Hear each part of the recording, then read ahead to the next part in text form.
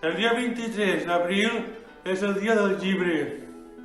Saps que hi ha moltes persones que no poden llegir molts llibres de la biblioteca? El nostre dret a la cultura no es compleix si no podem accedir a la major part dels llibres. Per això necessitem la lectura fàcil.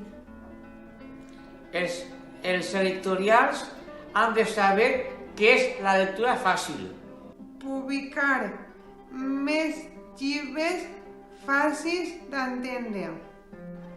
Volem que s'escriguen més llibres en la lectura fàcil. Les persones amb discapacitat intel·lectual també podem i volem escriure llibres. Quan no hi ha llibres en lectura fàcil, moltes vegades tenim que llegir llibres infantils. Volem llibres que siguin fàcils per a les persones adultes.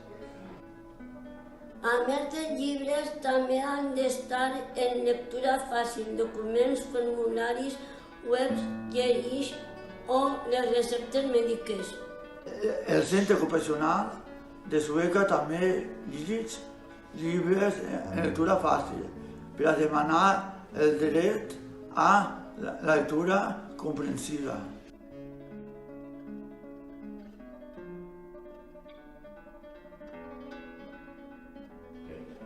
En un pueblo de casas blancas y calles estrechas vivía una chica.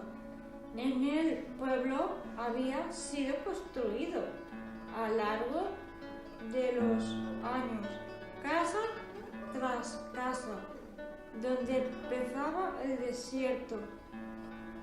A la sombra de las palmeras acampaban las caravanas de mercaderes, que antes de entrar en el desierto se abastecían de agua y de comida. También acampaban las caravanas que hacían el viaje de vuelta. Salían del desierto cargadas de polvo, pero también de tejidos, especias y piedras preciosas. Cada día la chica bajaba hasta el oasis a buscar agua. Ja fa molt de temps, quan tenia 6 anys, fullejava un llibre que es deia Històries viscudes i una magnífica làmina va cridar-me l'atenció. S'hi veia una boa enorme que s'estava empassant una terrible fera i en el text explicava les boes es mengen les preses senceres, sense mastegar-les.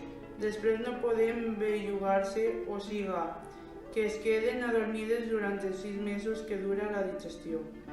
La làmina va impressionar-me tant que vaig posar-me a imaginar com devia ser la vida dels animals de la selva. I pensant, vaig agafar un llapis i vaig aconseguir fer el meu primer dibuix. Era el meu dibuix número 1. Quan vaig ensenyar-lo a les persones grans, vaig preguntar-los si el meu dibuix feia por. Per què m'hauria de fer por un barret? Em van respondre. Un barret. Quina decepció. Jo no havia dibuixat un barret, sinó una boa menjant-se un elefant. Aleshores, perquè els grans pogueren entendre, vaig dibuixar l'interior de la boa amb elefant.